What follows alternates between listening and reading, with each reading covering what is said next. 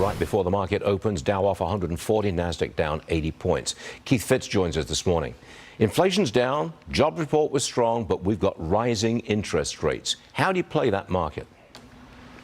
Well, there's two things to think about here. Number one, that's normal because we've had a great risk. But number two, we've had rising geopolitical tensions. So interest rates aren't just about the return, Stuart. They're about the perceived risk in the global trading community. With Middle East getting the way it is, people are perceiving that as risky. So rates are going up. So, yeah, well, how do you play a market, how do you play a stock market when rates are going up? And they are. We've got 4% on the 10-year. Two things to think about. Number one, if you're doing interest rates, you want to stay at the short end of the curve, the 1, 3, 5 years at most with regard to any bond funds you own. With regard to stocks, it's a relatively simple equation. You find quality companies that are growing earnings and revenue at rates that are faster than that because the technology and the growth rate is what's going to keep you ahead of the interest rate bite. I've got 6-month treasuries yielding 4.5%. Looks good to me.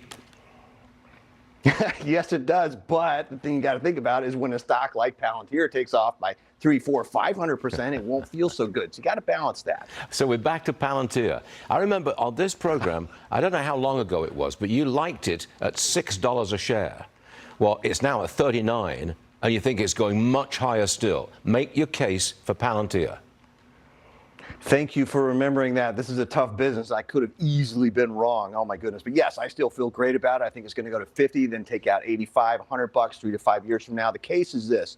Commercial and military and governmental clients can't get enough of what it makes. It is software for software. Many of the big clients are improving their businesses. What's interesting to me about this at this point in time is that they're pulling a SpaceX. They're creating software that works with other software. Every legacy software maker is at risk. 30, 40, 50, 60% growth, Stuart. It's a very simple story. If Israel were to take out some or part of Iran's nuclear facilities or took out its oil installations, what would be the impact on the market? I think we'd get a knee-jerk reaction to the downside. The computers would get in gear before humans could keep up. So it would get very rocky in a hurry. As a matter of fact, I think mentally every investor should prepare for that possibility.